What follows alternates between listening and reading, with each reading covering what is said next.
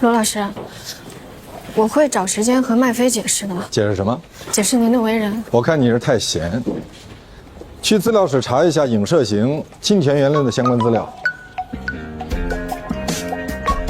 喂，我问我妈跟小安说什么了，我妈就急了，给罗琦打电话，俩人就说急了，然后我妈就说要告罗琦。告诉你妈千万别冲动，我是律师，你要相信我。真要走诉讼程序，这是漫漫长路，你懂吗？这官司不知道是打到哪天，你能明白吗？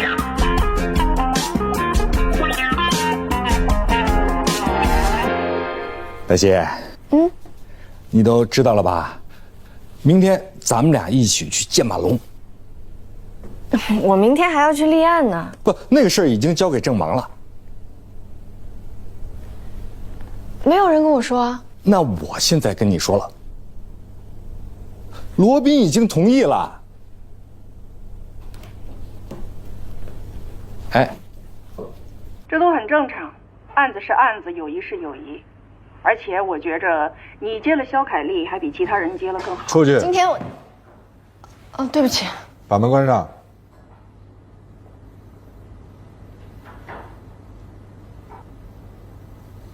不好意思，我的助理。没事了，我们接着说。能和解就和解，不能和解，他要起诉也没办法。即使你不接，他也会找其他人。顶尖律师也就这么几个，咱们抬头不见低头见，撞上是难免的。你是原告律师，我是被告律师，你们起诉，我们应诉，这就是律师的工作。我们也不是什么敌人。谢谢你。不客气，挂了。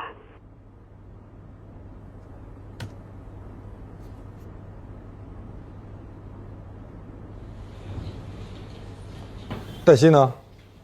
他在何在办公室？怎么要我叫他吗？对，同时告诉他，只要我的办公室门关着，任何人不准进来。你今天怎么了？感觉有点异常。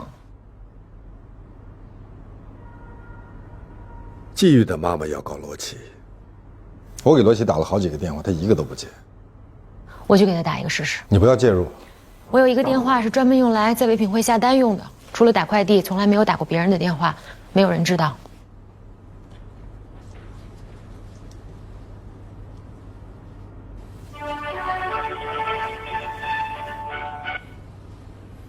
喂，喂，你好，请问是罗琦女士吗？对，什么事儿？幼儿英语了解一下。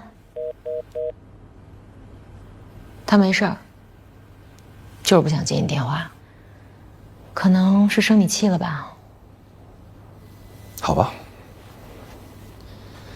那个黛西，我去跟她解释一下，刚才你肯定把她吓着了。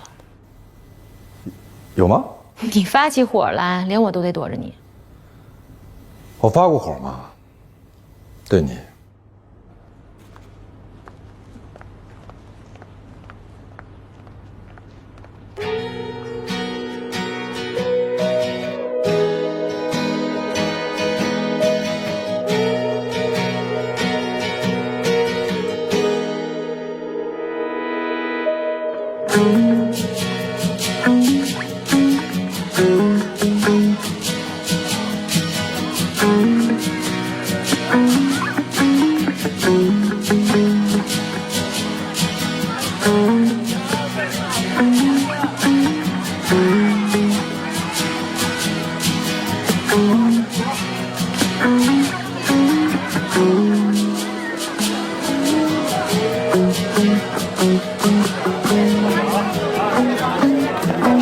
蔡同学，你这是3年级吗？哦，哎，不是，什么事儿啊你？我接孩子。接孩子啊？你们家孩子叫什么呀？叫季小安。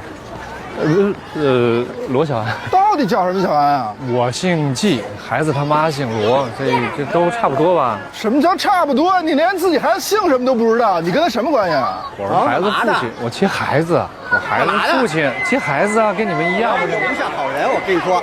你看，哎，说不出来了吧？你不能走啊，长都注意啊！来，看好自己的孩子。同志，闹好他必须说清楚，你不能走啊！保安来，保安来，保安，怎么了？我接孩子。抓他！你怎么了？你干什么呢？你这？你干嘛？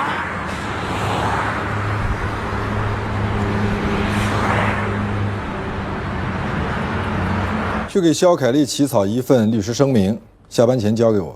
都说些什么？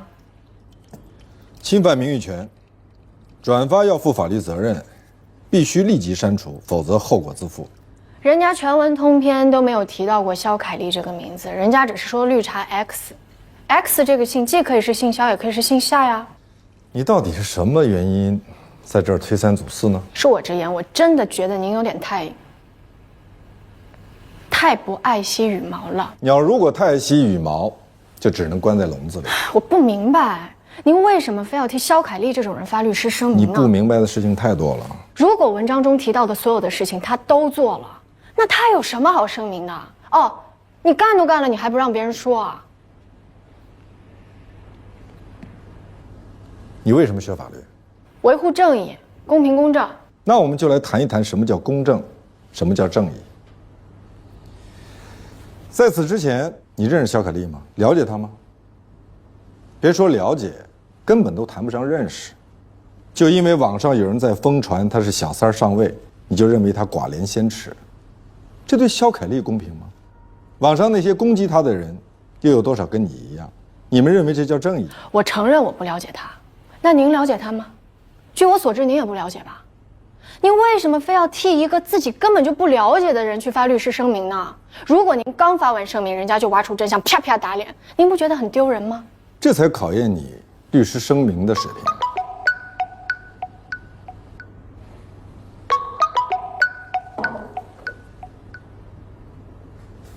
喂，您是罗律师吗？我是。我们这儿是望京派出所，请问您是季玉先生的律师吗？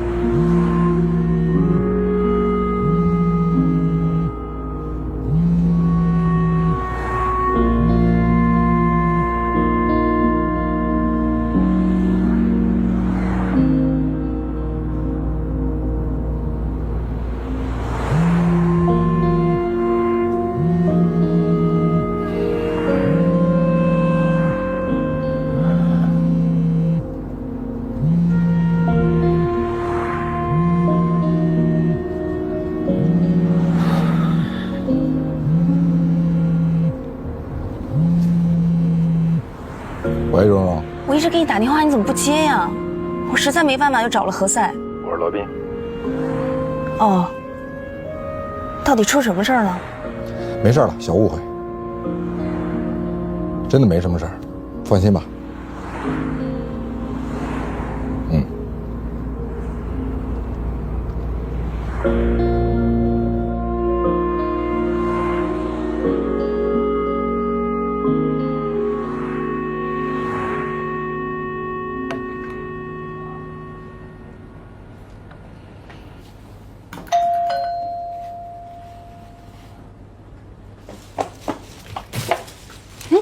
你找谁啊？啊，我找罗琦，他搬走了。搬走了？什么时候的事儿啊？就这一半天的事儿。您确定吗？确定，拉那么大一个箱子，我以为啊他出差呢。那请问您知道他搬哪儿了吗？这个我不太清楚。哦，对了，他给我留了一个电话号码，说是他朋友的，有什么事儿给他朋友打电话。来，您记一下。麦飞？哎，找我啊？罗琦在哪儿？我不能告诉你。为什么呀？罗琦之所以搬家，之所以让小安换学校，那就是想躲开季玉。那如果你知道了，罗宾就会知道；罗宾知道了，那季玉一定会找上门。你知不知道？季玉因为太想念小安，他今天堵小安校门口，被人家当成人贩子给抓了。派出所一个电话打给罗宾，让他去接人。你想吃什么呀？这商场里全是你爱吃的，有你爱吃的重庆火锅。我没有和你开玩笑。我们能不能把工作和生活分开啊？你怎么这么无动于衷啊？啊！剥夺一个父亲见孩子的权利，你不觉得太残忍了吗？那你让法院告吧，你去让告罗琦吧。如果他支持他的诉讼请求，他判下来了。麦飞，你太不近人情了吧！我怎么不近人情啊？我只是个律师，我能做当事人的主吗？那你可以起码建议一下当事人吧。你怎么知道我当时没建议呢？行，你告诉我罗琦在哪儿，我去说服他，行吗？戴旭，你辞职吧。你不适合做律师，你得学会抽离，要不然你还活不活了？怎么抽离啊？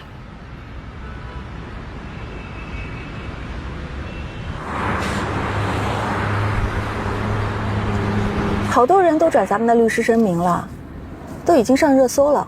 这就是当初为什么麦飞和廖佳敏劝你不要去理会。我才不管事儿大，我就是要告他。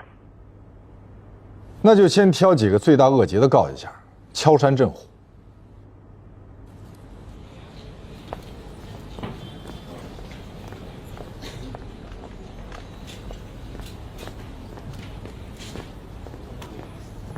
好，那先这样。我过来就是要跟你说一声，我已经接受季玉先生的委托，准备起诉你姐姐罗琦。你现在可以给他打电话核实此事。起诉什么？我们准备诉罗琦故意设置探望障碍，使得探望人无法见到子女，遭受精神痛苦。我们要求精神赔偿，让小安的母亲赔偿小安的父亲。不仅如此，探望权受阻可以成为更改抚养关系的法定诉讼理由。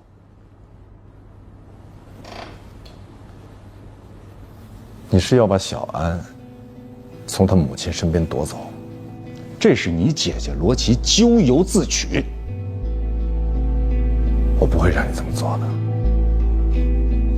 咱们俩在同一间律所，我已经接受了季玉先生的委托。根据利益冲突原则，除非你从全景辞职离开全景，不然你不能做罗琦的律师。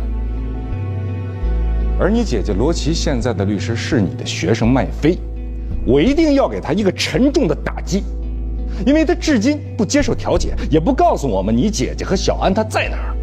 好，我们现在找不到她，那我只能申请法院拘传你姐姐罗琦了。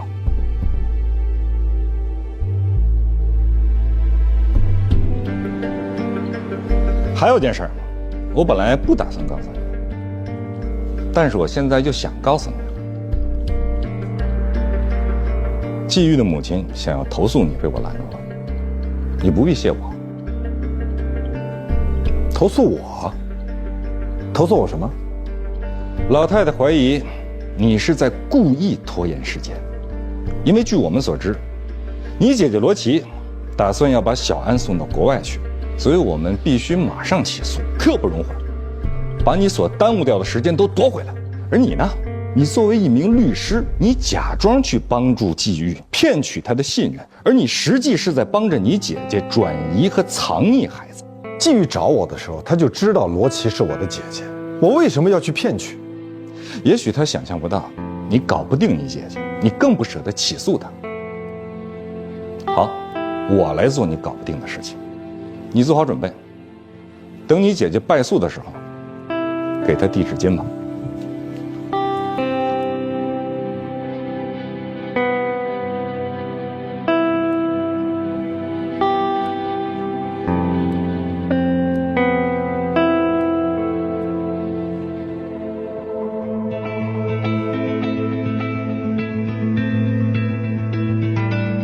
罗宾老师，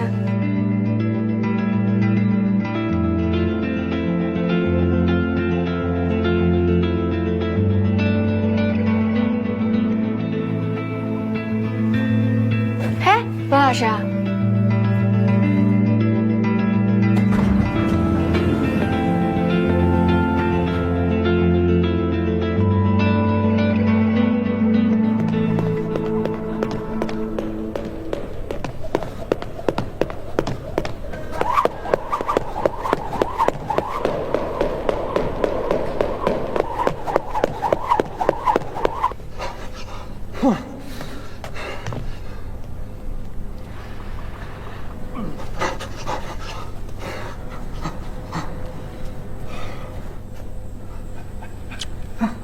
季玉，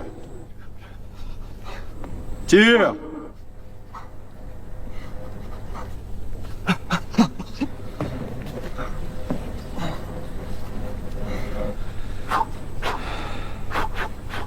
我想跟你好好谈谈。我不想跟你谈，你靠嘴吃饭，能把黑的说成白的。把黑的说成白的都是没饭吃的，牢饭除外。你闭嘴！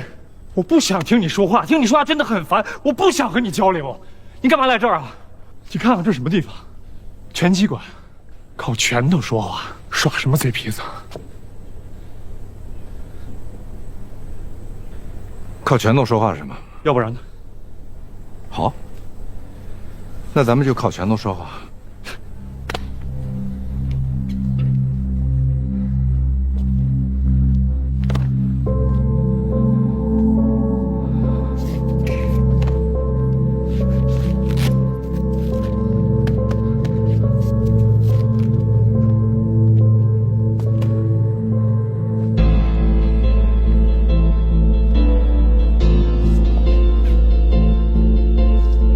听我的，不要起诉。我就是太相信你，就是要起诉。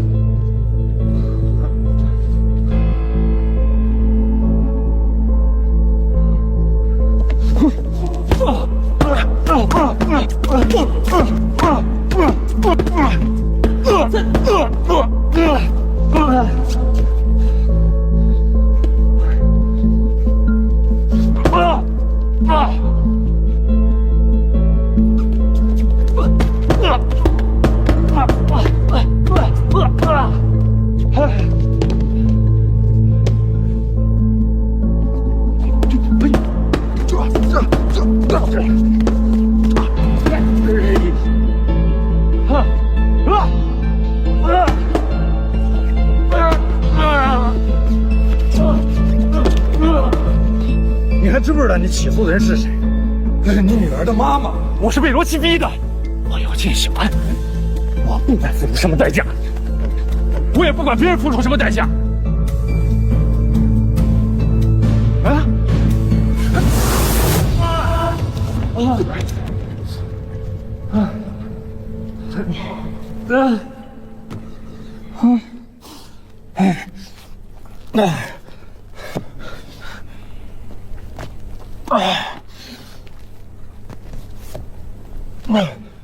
季玉，我提醒你，如果罗琦因此被拘传，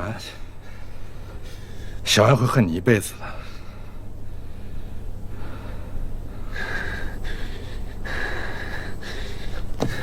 你考虑清楚了。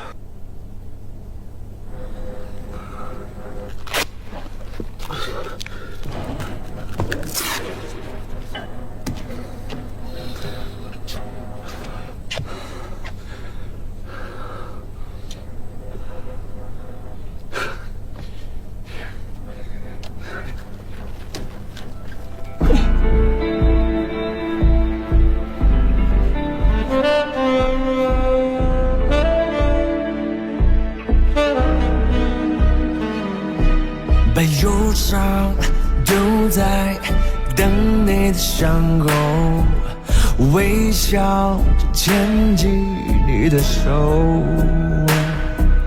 温暖的陪着你走，把孤独留在等你熟睡以后，把彷徨踩在冰冷的街头，让我把黑暗都带走。我的爱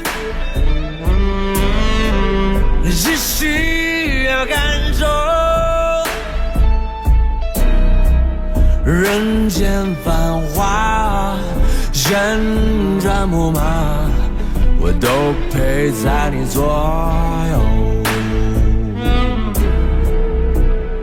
我的爱需要你用一生来感受，什么都不说，只需要你安心。那时候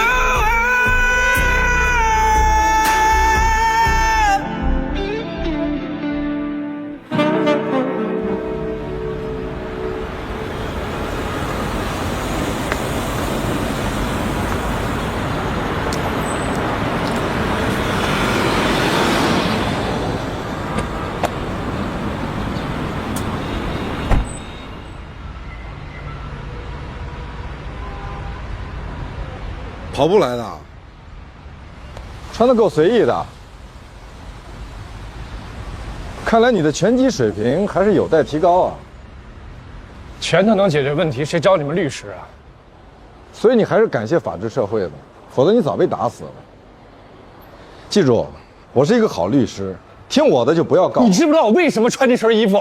知道吗？我想穿的随意吗？我不想，我跑着来的。知道我为什么跑着来的吗？我睡不着，我焦虑，我失眠。一晚上，我一直在想，我到底要不要去告你姐？要不要？你一点不了解我，我太痛苦了。否则我不会早晨5点钟爬起来，我就跑到这儿来，一条街接一条街，一条街接一条街。所以，博大律师，我没处跟你抬杠，知道吗？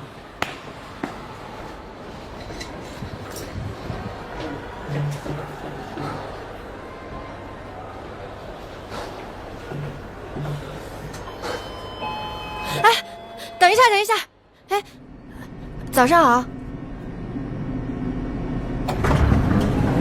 季先生，您几楼啊？同一层。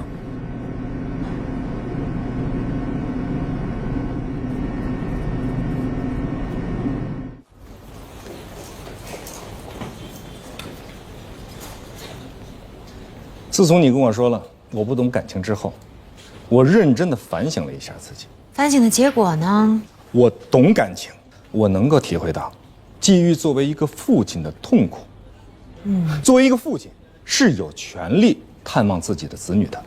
探望权又称见面交往权，是指离婚之后不直接抚养子女的父亲或母亲的一方享有与未成年子女的探望、联系、见面、交往和短期共同生活的权利。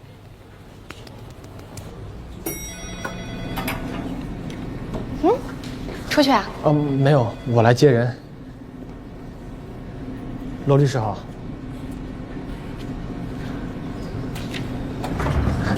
季先生是吧？这边请。肖凯丽的案子你要跟紧一些，问问大致的开庭时间。麦飞在跟咱们商量，问是否可以和解。那你怎么回答？我认为可以。你为什么觉得可以？人家都已经删了微博，而且也服了软了。那如果我当众羞辱你，然后在私底下找你跟你说算了吧，你开个价，你会答应吗？这不是一个性质的问题。王慧珠为什么要骂肖凯丽啊？难道肖凯丽没有做对不起人家的事吗？我建议你不要当我的助理。就因为我的想法跟您不一样。这罗宾请的是助理呀，还是奶奶呀，还是少奶奶呀？哎，这要是我的助理，我早给他开了。你是法官思维，不是律师思维。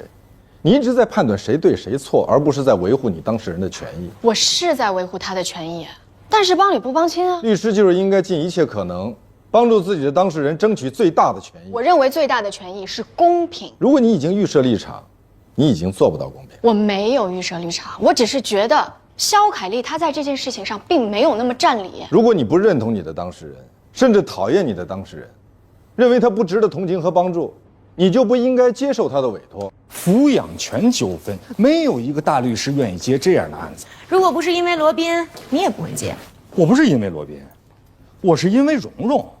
蓉蓉是我表妹，我是她表哥，我们从小一块儿长大的。她求我，我是懂感情的。是吗？你以为我是跟罗宾致谢？不是我以为，是所有人都这么以为。那就是所有人都错了。我希望呢，你也跟罗宾去解释一下，啊，如果他能说服罗琦，我乐享其成。我也不愿意对簿公堂。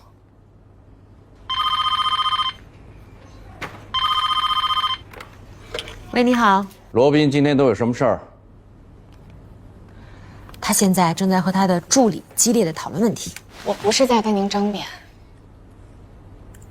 我是在跟您模拟，一旦起诉肖可丽，她会遇到什么。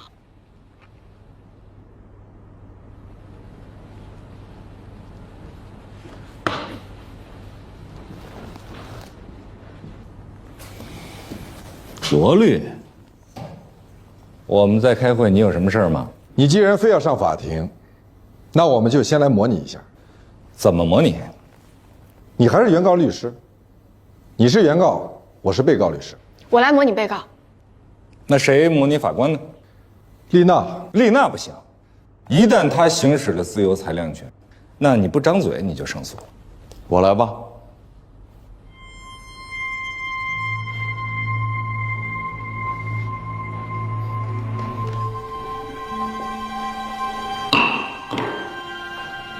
开庭。原告的委托代理人。被告罗琦与我当事人原是夫妻关系，后因夫妻感情破裂，协议离婚。但被告多次无端阻止我的当事人探望孩子，甚至是藏匿孩子，导致我当事人无法行使探望权，严重影响了孩子的身心健康。且被告未经我当事人同意，擅自将婚生女儿纪晓安改成了罗小安，请求法院判决：一、变更婚生女儿纪晓安抚养权；二、本案诉讼费用由被告承担。鉴于被告拒绝履行法定探望权的义务，为维护我当事人和子女的合法权益，特根据《中华人民共和国民事诉讼法》的规定，原告已经向贵院依法申请强制执行，但被告拒绝履行，因此原告才诉请变更抚养权。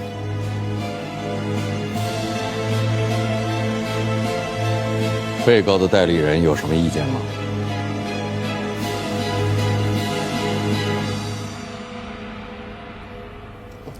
被告的委托代理人还有什么意见？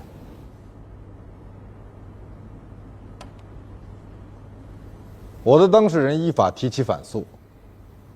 我国婚姻法明文规定，探望权可以被终止。婚姻法第38条规定，如果行使探望权有不利于对子女身心健康的情形的，当事人可以申请人民法院终止其探望权。你等等啊！我去探望我自己的孩子，怎么就影响他的身心健康了呢？照你的意思是说，这两个人离婚了，不看孩子是对的，看孩子反而是错了？不是说你探望孩子不对，是说你探望孩子对子女的身心健康不利。不是，我还是没明白，怎么我去探望我的孩子，我就影响他的身心健康了呢？我十恶不赦吗？我做错什么事儿了吗？罗宾，你知道小安对我多重要，你知道的。请当事人保持冷静，控制情绪，保持冷静。法庭啊，坐。有一天，你把孩子接到你家，然后你突然中午有事儿，你就出去了，就把孩子丢给了奶奶。奶奶告诉小安说，你爸爸帮你找了一个新妈妈，以后你就有2个妈妈了。孩子从你家回来之后就一直情绪低落，学习成绩下降，而且还经常做噩梦，这严重影响了孩子的身心健康。你有什么证据证明奶奶说了这种话？别，何律师，你先停一下。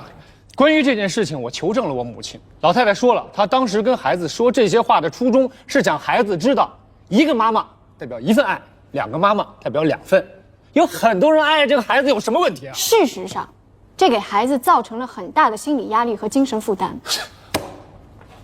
那照你这么说啊，只要是爷爷奶奶说了哪怕是1句半句让孩子不高兴不开心的话，那么爷爷奶奶这一支的人就都失去了探望权了吗？对啊，这没有道理啊！按你这逻辑说的话，90%的爷爷奶奶没有资格去看孩子了。探望权是探望权人的合法权利，应该受到法律保护，不能因为爷爷奶奶说了一句容易引起起疑的话，就剥夺探望权人的法定权利。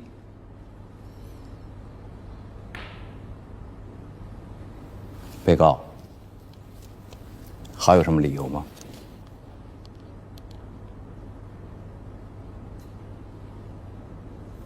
原告离婚后，长期酗酒，患有酒精依赖。根据婚姻法第38条第3款，探望权人有酗酒、吸毒、赌博等恶习，并可能危及到子女的安全的，可以向法院申请终止其探望权。被告代理人对我当事人的指责完全是无中生有，没有任何事实依据。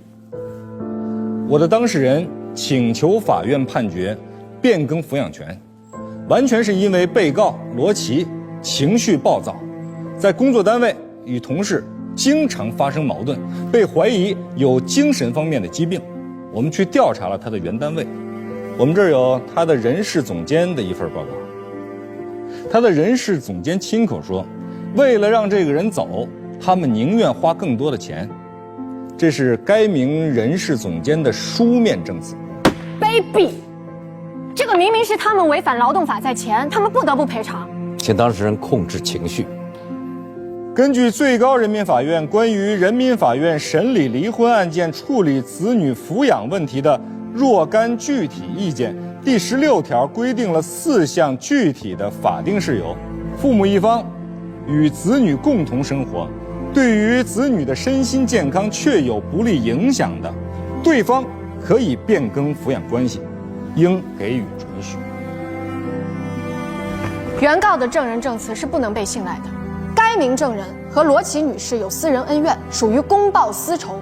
罗琦去看过心理医生，看过心理医生，恰恰是说明他非常重视自己的心理健康。但是酗酒是严重不利于孩子的身心健康。偶尔喝多几次，那不能算是酗酒。不是偶尔喝多，是经常喝多。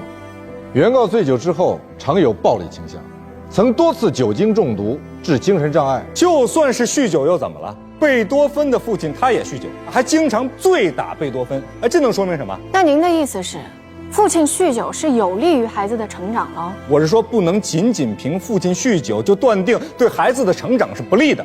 中国古代还有一句话叫做“棍棒底下出孝子”呢。那您是被您父亲打多了还打少了呀？请保持肃静。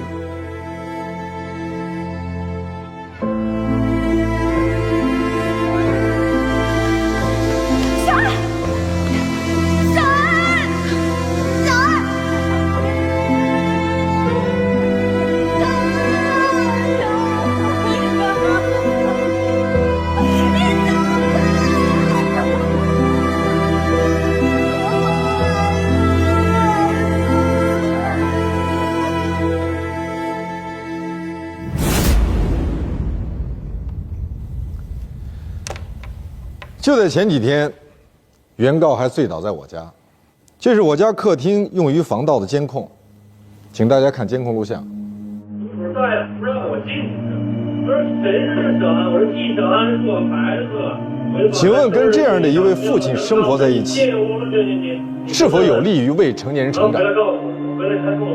罗宾，你不觉得很卑鄙吗？我赌博吗？我吸毒吗？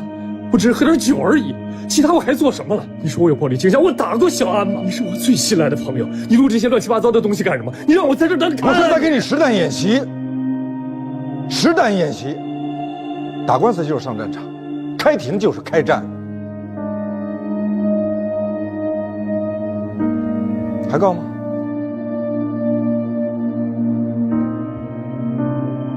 还告吗？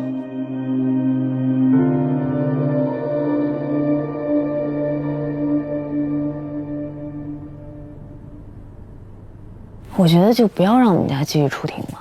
不，出庭也可以啊，但是有一点，记住，你一定不能生气啊。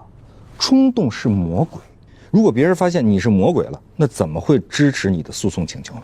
有一个阶段我是天天喝酒，后来还是罗宾帮我找的医生看的。他那时候知道我为什么每天喝酒，我一夜之间失去了所有的东西。他不能拿这事儿来伤害我，他不能。哎，我求求你了啊，你别说这些事儿好不好？既然你请了我，我说话，你不要说话。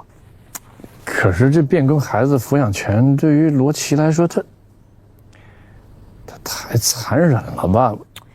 是你妈想要小安，跟他有什么关系啊？那咱如果是真打这官司上了庭，是不是还是有可能会像今天这样？我刚才说过了啊，今天这只是一个模拟，如果真的是实战的话，这只能算是个热身。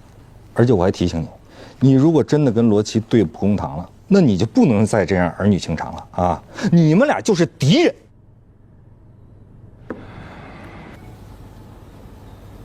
外姐啊，我想你给罗琦一点时间，让他静一静，空一空。他现在不想让你找到他，你找到他又能怎样？姐，无论如何，我们两个人见面聊一聊好吗？他把孩子藏起来，肯定是因为怕季玉找着孩子抢走了藏起来，只是先下手为强而已。罗老师，我知道罗琦姐在哪儿了，在哪儿？跟我走。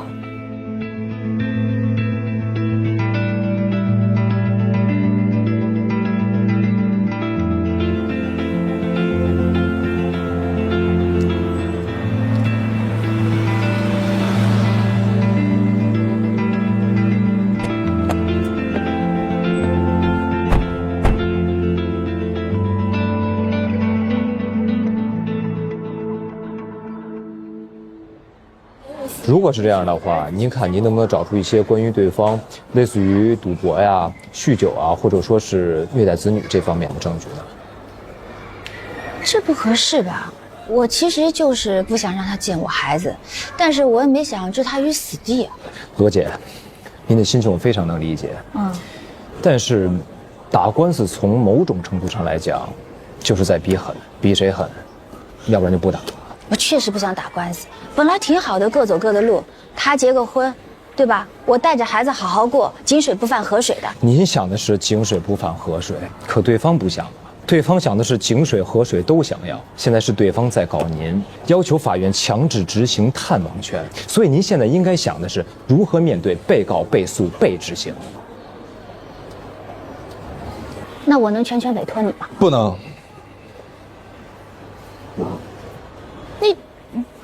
你怎么找来的？你在我身上装 GPS 了？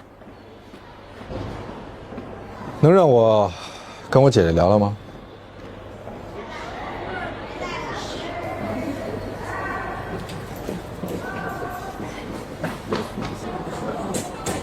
我想跟你好好谈谈。我都找律师了，你要谈跟他谈，你跟我老谈什么谈呢？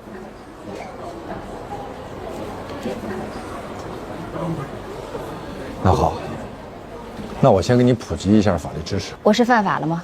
我犯法了，你就把我抓起来。你能不能别闹了？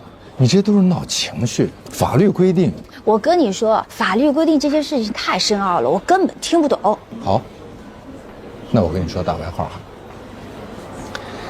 小安出生之后，当时你生病了，住院，住了很长一段时间，所以小安那时候就跟着他奶奶在一块生活，包括中间也生活过一段时间，包括去年你出国去考察。小安也是一直跟着他奶奶，所以说，如果人家对方要求，法院是会去考虑的。小安是从我肚子里出来的孩子，他忙活了10分钟，我忙活了10个月，凭什么归他呀？自动取款机啊，谁插卡归谁呀？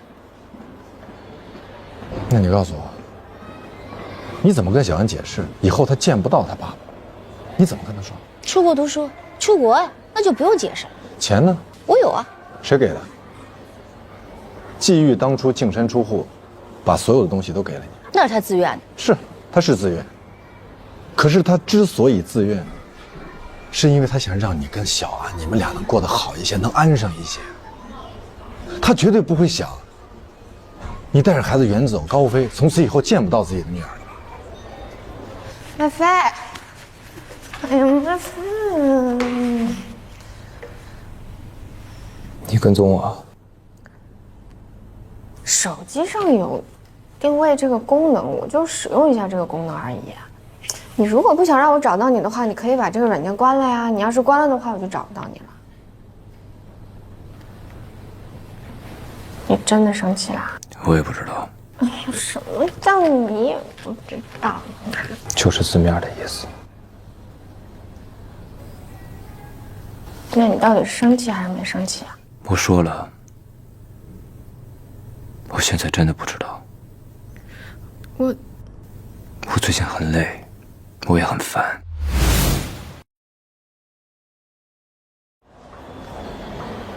那你告诉我，你怎么跟小安解释以后他见不到他爸爸？你怎么跟他说？出国读书，出国呀，那就不用解释了。钱呢？我有啊。谁给的？季玉当初净身出户，把所有的东西都给了你。那是他自愿的。是，他是自愿。可是他之所以自愿，是因为他想让你跟小安你们俩能过得好一些，能安生一些。他绝对不会想你带着孩子远走高飞，从此以后见不到自己的女儿了。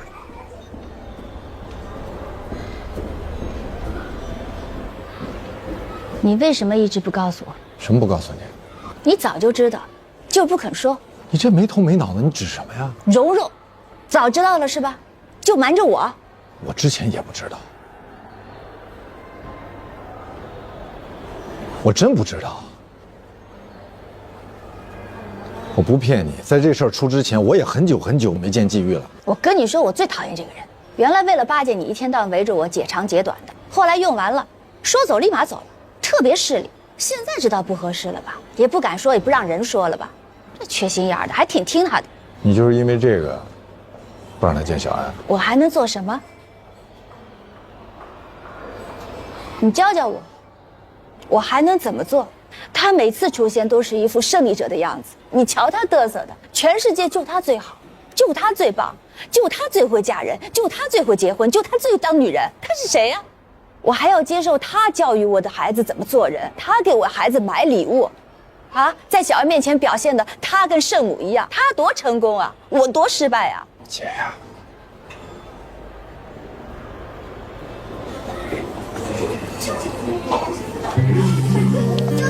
小安，哎呦，哎呀，有没有想舅舅？有。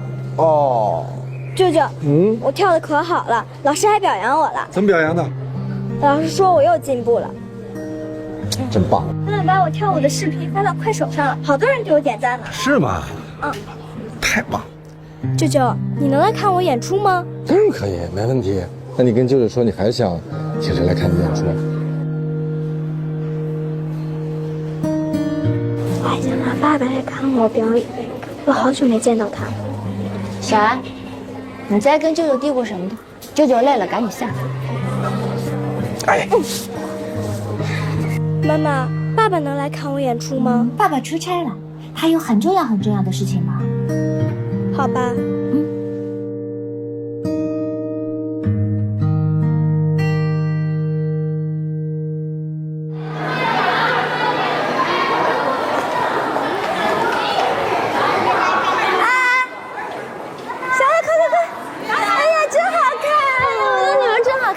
我们拍张照片吧，好不好？在这儿，来，来，让舅舅先给妈妈拍，来。来啊！好，来看舅舅啊，大家开心一点。演出成功，成功！小朋友来这边集合。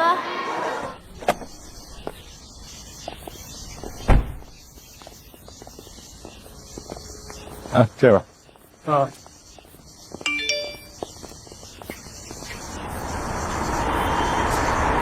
走啊！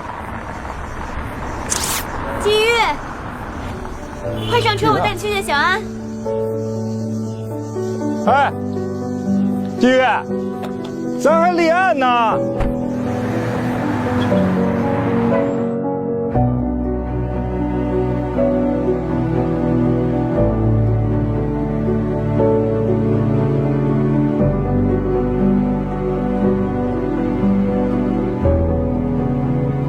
别着急，肯定能赶上。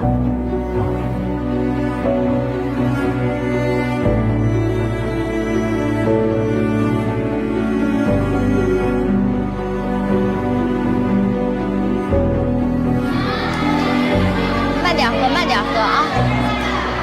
啊，轮到你了，去吧。啊。慢点。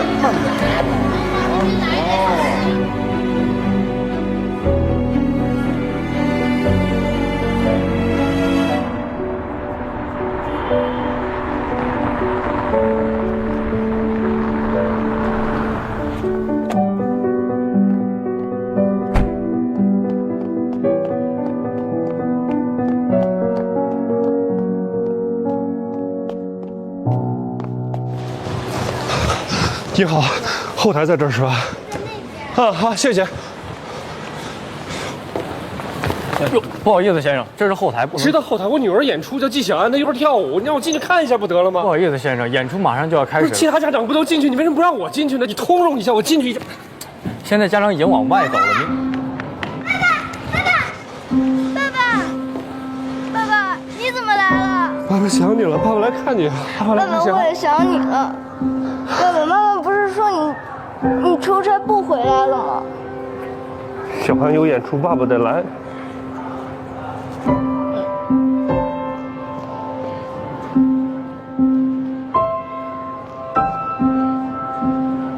来。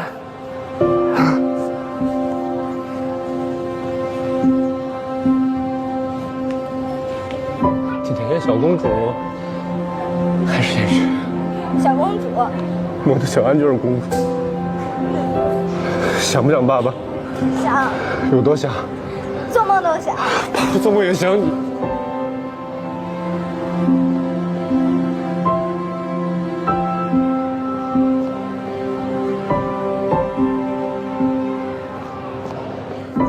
想死你了。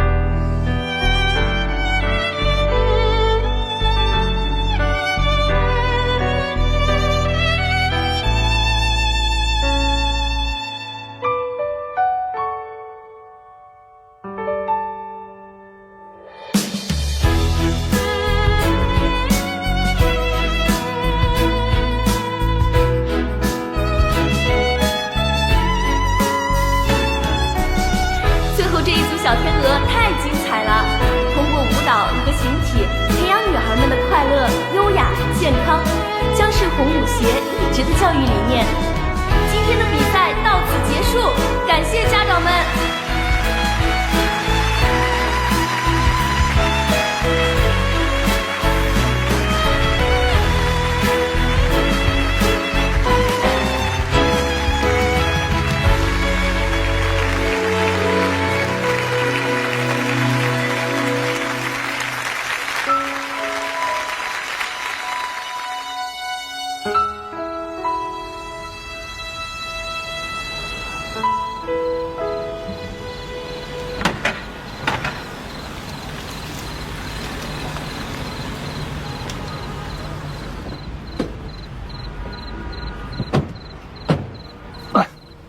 那小安，睡着了啊！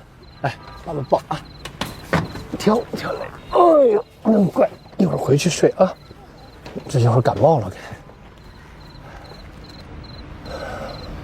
送上去吧。啊！好。哎。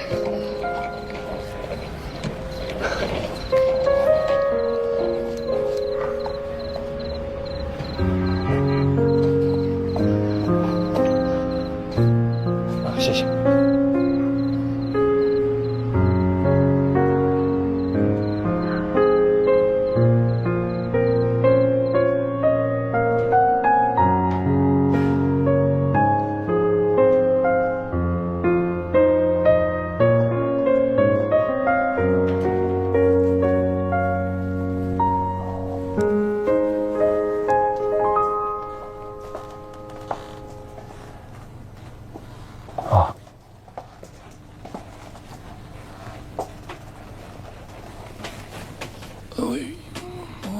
醒了，来，醒吧。叶子多了啊。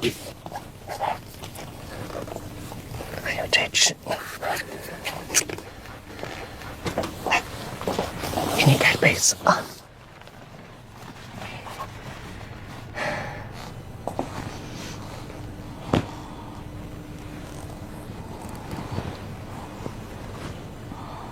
爸爸，嘿，妈妈说要带我出国读书，我不想去。爸爸，你能跟妈妈说我不走行吗？好，爸爸跟妈妈说，不让他带你出国，也不让他走，你们两个都不走，好不好？好，刚才都睡着了，困了啊，累了，接着睡吧。这儿有一只鸭子啊，我们一起陪你。这是火烈鸟，爸爸。哦，火烈鸟啊，它有名字吗？有。叫什么？它叫火火。火火。哦，火火是火烈鸟。好的，知道了。爸爸跟火火一起看着你睡，好吗？快闭上眼睛。我叫火火，来自南美洲，就是为了遇见你，小安。快睡觉，小安，快睡，快睡。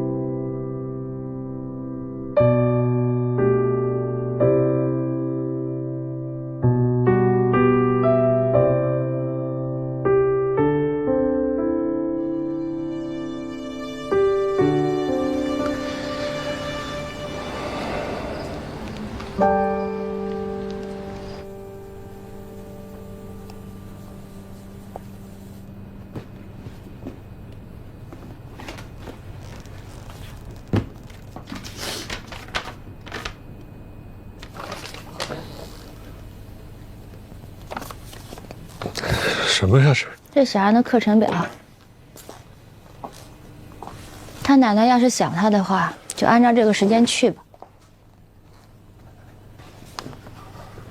就是不走了是吗？不知道。那就是不走了，不走了。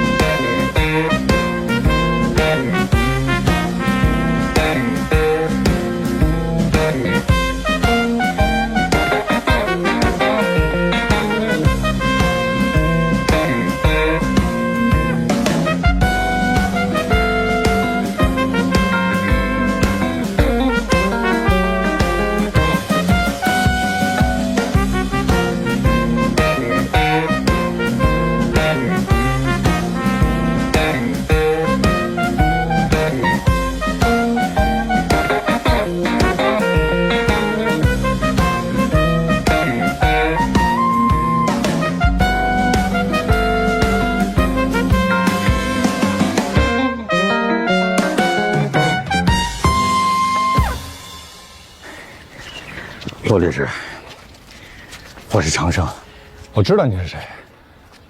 啊，那我就开门见山了。我知道你会在这边跑步，所以我就跑到这边来了。哎，我真是跑过来的。我还知道你是马拉松运动的爱好者啊。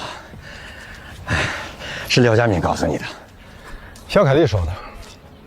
啊，陆律师，我之所以没去你的律师事务所，我是想……我懂。我想求您帮个忙，劝肖凯丽把汪慧珠从被告名单里撤掉。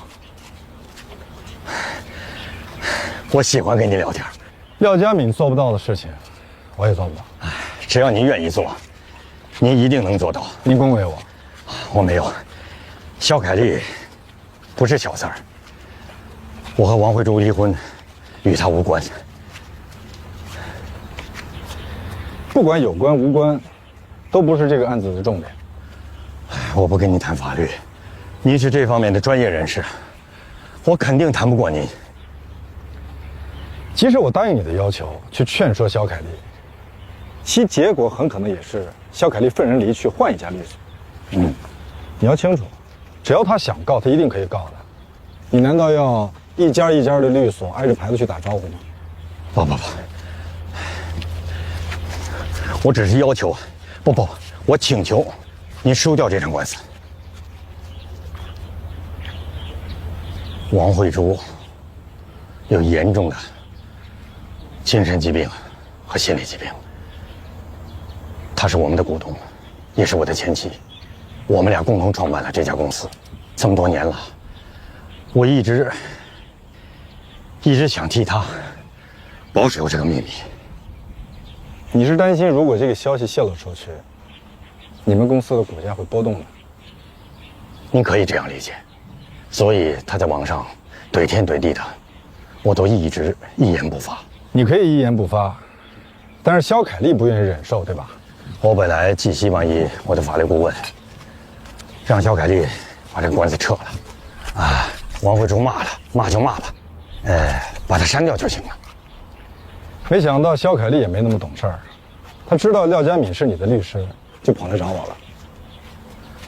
我知道，这个官司，另外一个律师，也未必能打得赢，可是您从来就没输过。谢谢你的夸奖，但对不起，我要去上班了，不要跟着我。罗律师，如果王慧珠输了，她会跳楼的。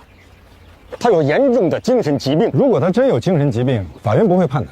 我不想让任何人知道，她有这个病啊，尤其是我的女儿，她现在在外国读书，她如果知道了，会因此伤心难过的。你的意思是什么事情都要你合适？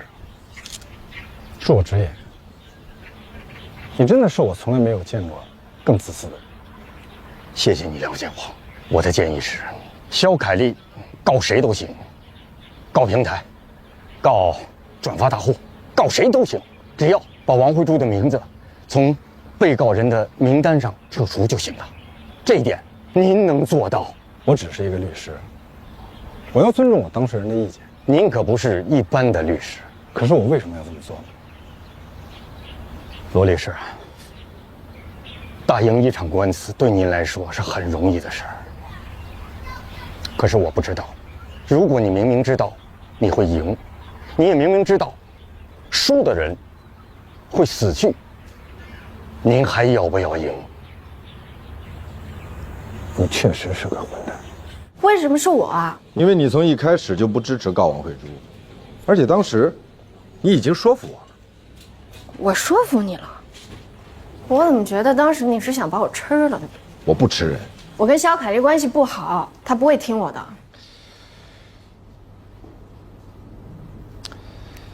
其实有时候，人们之所以会选择打官司，是因为愤怒的火焰使他们失去了理智。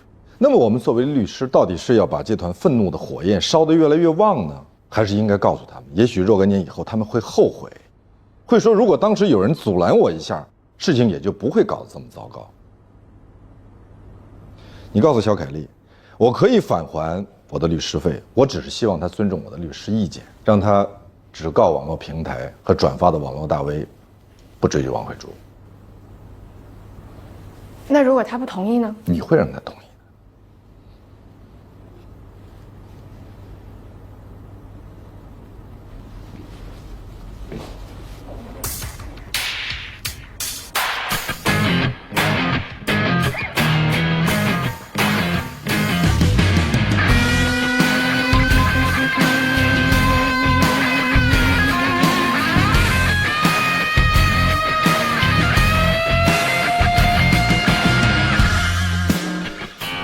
鉴于王慧珠女士已经履行了删除的相关义务，我的当事人撤回了要求王慧珠女士赔礼道歉和赔偿的诉讼请求。现起诉要求网 YY 公司及刘颖君分别赔礼道歉，并连带赔偿经济损失50万元、精神损失抚慰金50万元，以及维权合理开支4.5万元。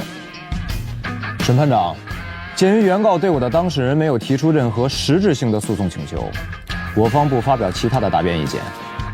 涉案微博中对 X 姓女士的描述宏观而概括，主观上不指向任何特定对象，客观上也不足以使公众推断文字所指即为肖凯丽女士。本案中，在可以同时满足7项个人特征要素总和的人里，足以让一般合理之人将肖凯丽女士与文中的绿茶 X 直接或高度对应，从而理解为该指向性传播被特意用来指称原告肖凯丽女士。从实际情况看，刻意解读者比例极少，且猜测是五花八门，并未造成公众对肖女士的社会评价度降低，不符合法律规定的侵害名誉权的行为构成。鉴于发生不正当性关系是可受社会人伦道德及主流价值观非难的情事，足以损坏他人的名誉，从而降低社会评价。我公司不需要承担任何侵权责任，应当承担相应的侵权责任。按照民法综则诉讼时效规定，沈格格所持有对账单诉讼的有效期已经过了诉讼时效。但是如果按照今年年初吕老板给沈格格确认存在质量问题，同意扣款的便条，沈格格的应收款诉讼时效应该从双方最后一次对账算起，那就正好在诉讼时效范围内了。太好了，确实是太好了，哈哈。你认为我没有发现对账单超过了诉讼时效吗？没有。没有什么意思？你认为我是个白痴？我没有发现诉讼时效问题？不，这个我说的没有是，我没有这样认为，因为大家都认为您是一个严肃、严谨、不苟言笑的律师，这是一个好律师应该具备的条件，严肃、严谨。那他们是怎么评价罗宾的呢？我不知道。为什么不知道？因为大家都知道我是您的助理，所以他们不可能在我面前去评价罗宾的。为什么他们知道你是我的助理，就不在你的面前评价罗宾呢？因为大家都知道您和罗宾是明争暗斗。我和罗宾之间不存在什么明争暗斗啊，我们只是在做人和做事上存在着分歧。但是我们开诚布公，从来没有虚伪的面对自己，也没有虚伪的面对对方，我们不是虚情假意的人，罗律，这个案子谢谢您。去歇待机吧。哎，回去走吗？可以打我的车。不，我还有事儿，您走吧。我还顾虑。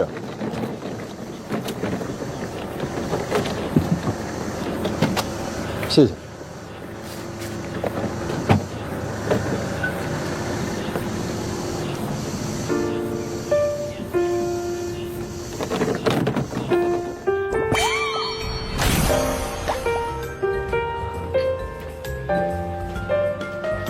哎，哇，谢谢。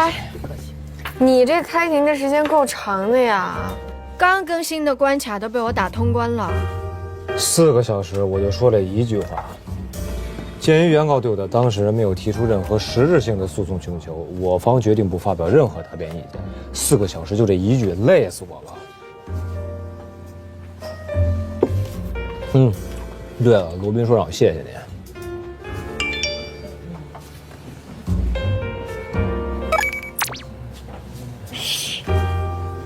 我现在回律所啊，忽然通知我们要开会。早知道我搭罗宾车一块儿回去了。我先走了啊。哎，我跟你一块儿走吧，你送我。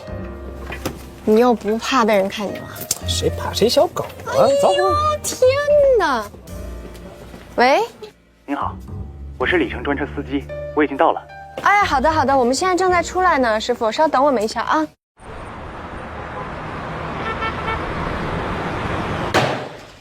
这套诉讼文件是已经在香港办理了公证和认证手续的，但是送到法院去立案的时候，被立案庭拒收了。为什么？为什么？每个人都翻着看看，看看啊，分一分。这就是你们干的工作。发现问题了吗？应该是广东省写成了广州省。听见了吗？广东省写成了广州省，多么低级的错误啊！因为错了这一个字儿，我们就被拒收了。这拒收意味着什么？方小天，你说。这意味着要重新做一套诉讼文件。你说的是句实话啊，但这是句废话。还有呢？可能还要再多花几万块钱。比这严重。高峰，你说。文件被法院退回，需要重新签署。可是这样一来一回，耽误了时间。我们很有可能超过了诉讼时效。由于我们的错误啊，超过了诉讼时效，那么客户就会起诉我们，就会要求我们赔偿。这份诉讼文件是我们的一位资深的律师让他的实习生帮着起草的。我怀疑啊，他自己就没有看，就直接把它发出去了。但是就是因为这个错误，现在弄得我们律所很被动，我们还要专程派人飞到香港去给客户道歉，请求谅解。如果客户不谅解我们怎么办？那么我们的律所的声誉就会受到严重的损失，而这位资深的律师呢，恐怕也要被告到倾家荡产。这么低级的错误，居然出现在我管理的实习生的队伍中。所以从今天开始啊，你们每个人要参加律所的职业训练，并且通过考核。具体的说，就是由我来决定你们是否可以继续在全景待下去。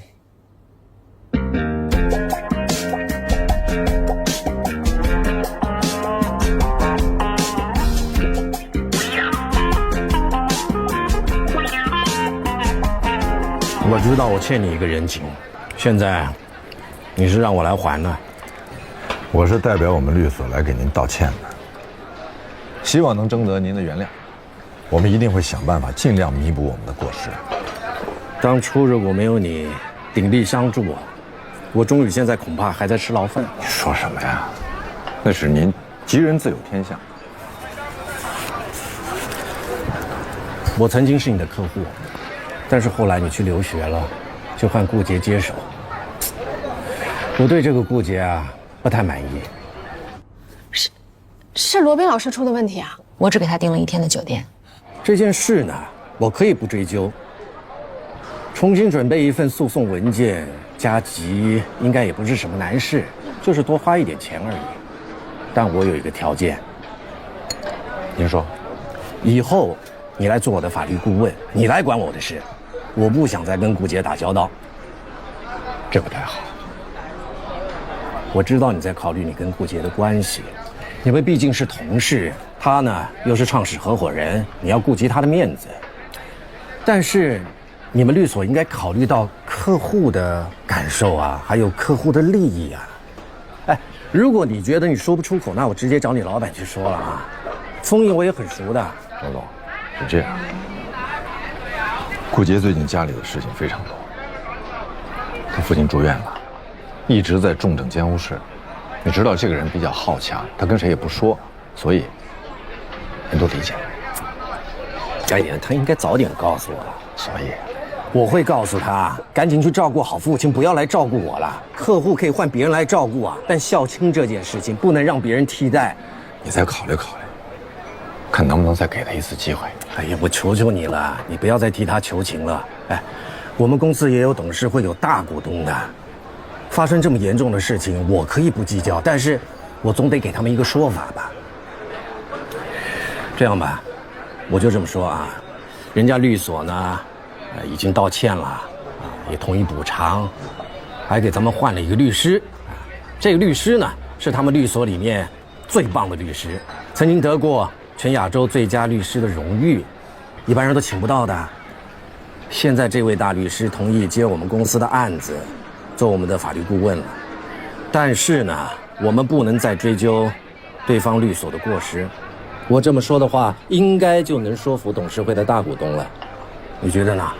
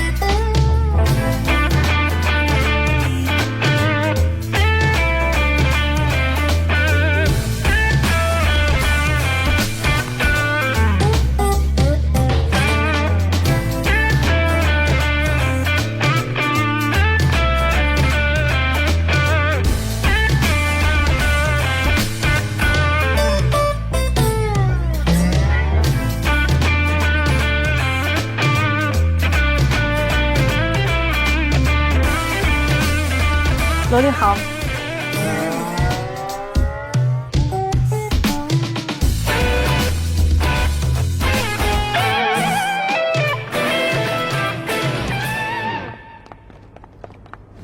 顾姐在封印办公室，在告状吗？她会恨你的。我让他免于被告，免于被追偿损失。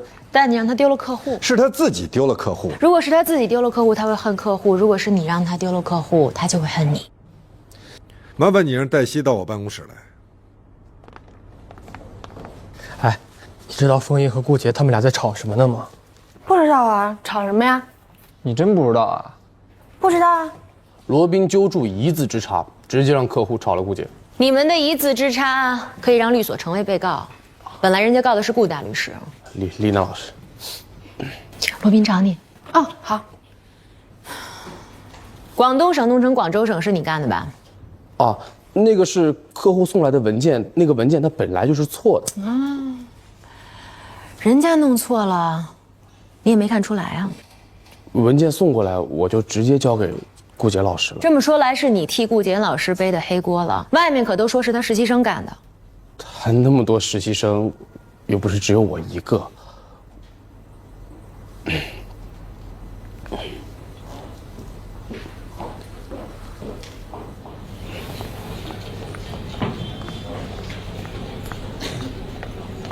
现在他们双方的争议就在于究竟是劳动合同还是劳务合同。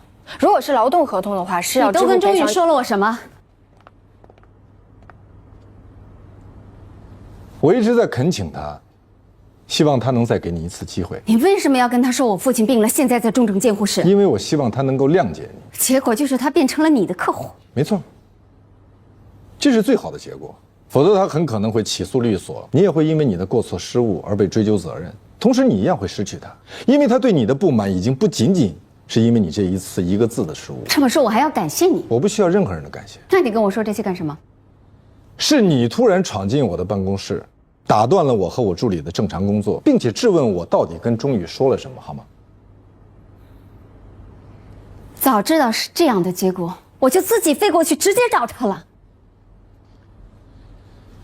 顾大律师，我希望你能想起来，当初是你找我，你说钟老板不肯接你的电话，是你在求我。是我求你，那是因为我知道你跟钟老板关系好，你们有交情，但是我没有想到你会让钟老板换了我。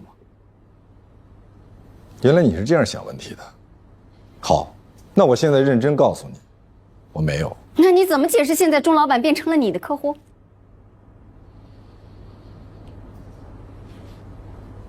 实力。什么？实力。如果你有实力，你可以抢回去。我所有的客户你随便抢，欢迎竞争，愿赌服输。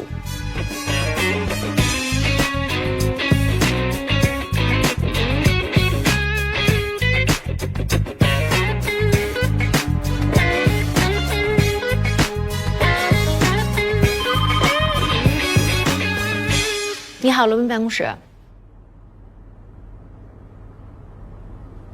你继续。他们公司在员工的电脑里面安装了监控软件，所以前运营总监在投出简历半小时之后就遭到了公司的辞退。运营总监认为公司侵犯了他的隐私权。他们安装监控软件的时候，告知员工了吗？这个一会儿等白总过来，我们可以问一下。白金红已经到了，比预约提前了40分钟。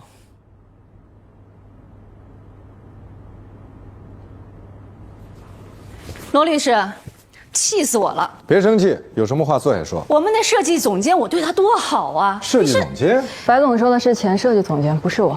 气死我！不是，运营总监在告你们侵犯他电脑吗？对，是前运营总监在告我们。可是我要告的是前设计总监，那是2个人2个事。那你们公司真的挺有意思的，前高管离职，不是告公司，就是被你们公司告，全是白眼了。我们那个运营总监，我要不是安了监控软件，我都不知道他一边在我这拿着高薪，一边跟对手的公司眉来眼去，他还有脸告我。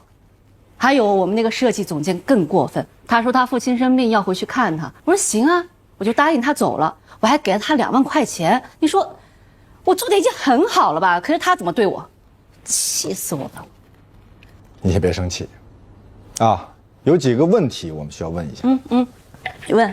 你们公司安装监控软件的时候告知员工了吗？有什么区别吗？针对各类职场常见的监控行为，法律上是有不同的解释的。判断是否侵犯其隐私权最重要的一个因素就是是否事先告知。监控软件是安在我们公司电脑上，公司电脑是公司资产，我在我自己公司的电脑上安监控软件还要事先告知吗？但是员工会认为说，你连上个网查个快递都会被公司盯着。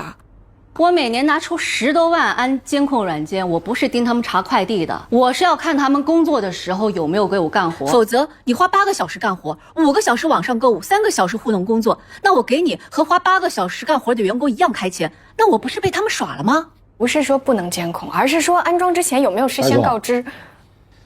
我是想知道，你们公司有没有规定工作时间不允许做工作以外的事情？当然。这员工手册上都有的，而且白总明确跟大家都说了，公司电脑是大家上班的时候用的，不可以把个人信息通过公司平台传播，公司技术部是可以看得到的。那就 OK 了。既然员工手册有明确规定，公司的电脑只能用于工作，而且已经履行了告知义务，那么就不构成侵犯隐私。当然不构成。身为运营总监，在我们公司给其他公司发邮件、投简历，这样的高管，你说留在公司留着过年啊？没错，这完全是他们咎由自取。罗宾他不是这种人。哪种人？他当然不会抢您的客户的。白金红就是我的客户。大家都知道白金红是您的朋友，不是您的客户。他不会娶你的。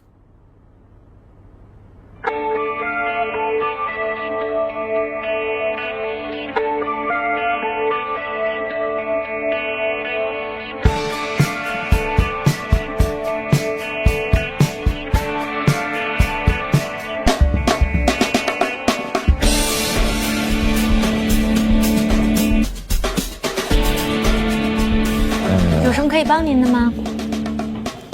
我今天去见客户了，还跟客户吃饭了。